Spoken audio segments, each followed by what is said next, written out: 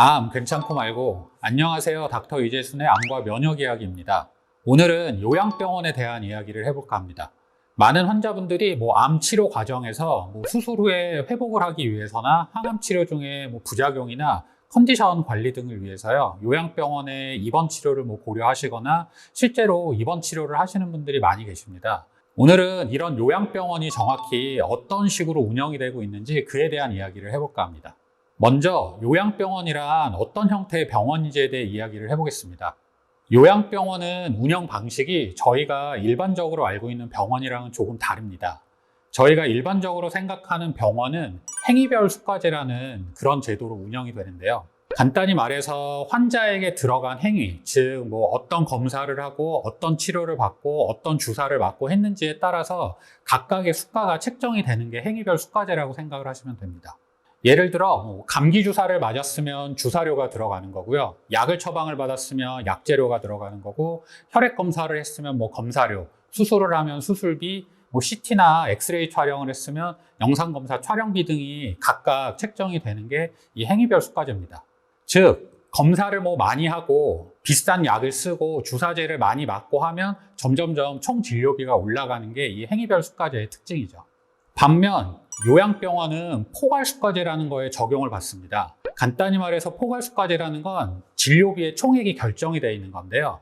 요양병원에 입원을 하는 환자분들은 환자분의 질환이나 여러 가지 상태에 따라서 등급이 나뉘게 되고요. 이 환자 등급에 따라서 한 달에 쓸 수 있는 총 진료비가 책정이 되는 게 이 포괄수가제라고 생각을 하시면 됩니다.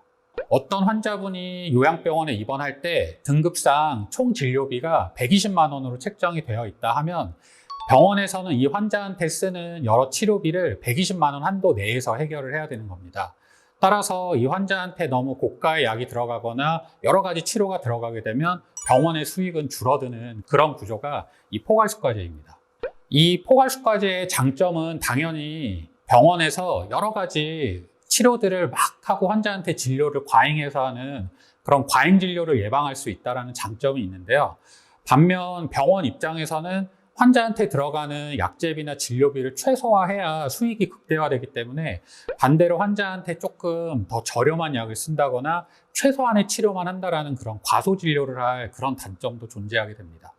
여기서 첫 번째 문제가 발생을 하게 되는데요. 우리가 암 환자라고 하면 중증 환자로 등록도 돼 있고 사실은 매우 크고 심각한 병이라고 인식을 하는데, 요양병원의 등급상에서는 암 환자는 등급이 그렇게 높지 않습니다. 간단히 말해서 요양병원에서 등급이 높은 환자는 뇌출혈이나 뇌경색처럼 이제 뇌혈관 질환이 있고 마비가 있다거나 거동이 힘들고 식사를 스스로 못하거나 할 정도의 그런 환자들은 등급이 높게 책정이 되는데, 암 환자 같은 경우에는 중증 환자고 아주 위중한 병을 갖고는 있지만 대부분의 경우 암 환자분들은 의식이 명료하시고요. 스스로 식사를 하시고 보행도 자유롭게 가능하기 때문에 요양병원 상에서는 등급이 낮게 책정돼서 총 진료비가 매우 낮게 책정이 되고 있습니다.